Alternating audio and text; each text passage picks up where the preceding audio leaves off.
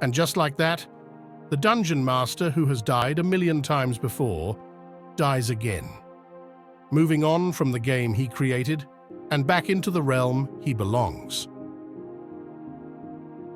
But what happened to our band of misfits, heroes that saved this world from utter destruction?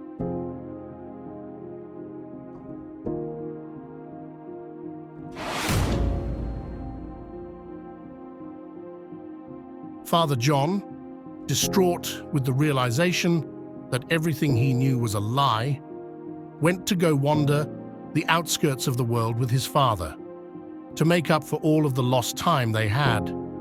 After his father's passing, at the ripe age of 69, Father John found an interest in politics, something he was inherently good at due to years of psychologically manipulating those around him. When Father John turned 56, he was able to take the throne for himself, making him King John, ruler of Ravensguard.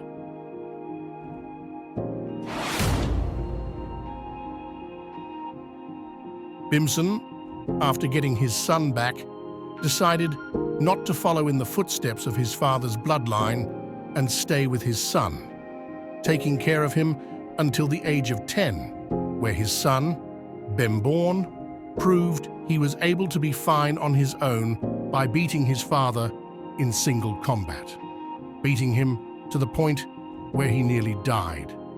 Bimson, satisfied and with tears in his eyes, went to Dragon's Rock, where he spent the rest of his days around dragon harems of his choice, eventually becoming the leader of the Dragonborn.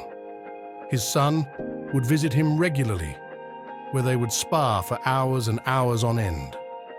Later, Bimson, at the age of 98, would die how he would have wanted, in a friendly duel with his son, dead by old age.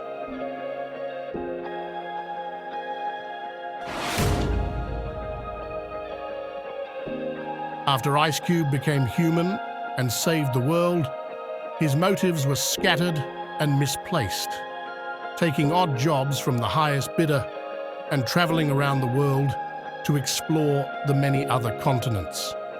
He eventually came across a few tribal groups that were cut off from the rest of the world, and they saw him as a savior to save them from their despair.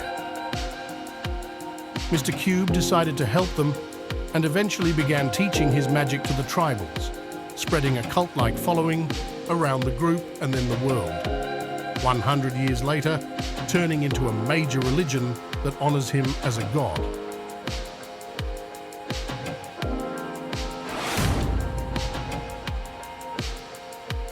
Morgan, while being with the group the shortest, kept in touch with them throughout each of their lives, and over time became close friends with them.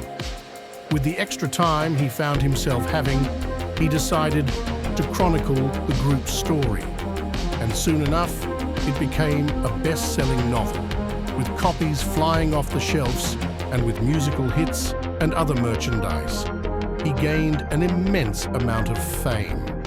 A few years later, he used his fame to campaign for vampire rights.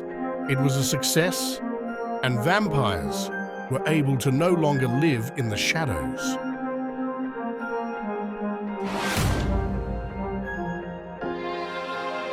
Maxwell, after killing the Lakeman, decided to explore the subdimension more after everyone went back to the regular world. And what he found was shocking. Yet another world that was behind this dimension, shining a vibrant green.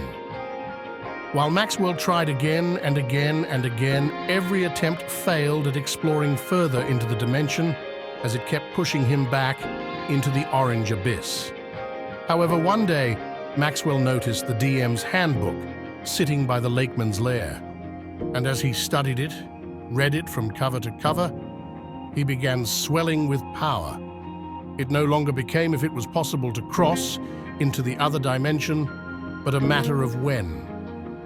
And after many months of trying to break the barrier, he succeeded and found himself bathed in a green light, free from the orange hue of his homeworld. Maxwell, after this event, thought about the implications this had, the dimensions within dimensions, the unlimited potential. Eventually, after a few months of searching through this new world, he became bored and wanted to go back home, to notice that the path back no longer existed. He soon learned hopping worlds was only temporary and realized how horrible of a mistake he made. But then he thought about the potential of his power, the potential to craft his own Dungeons and Dragons.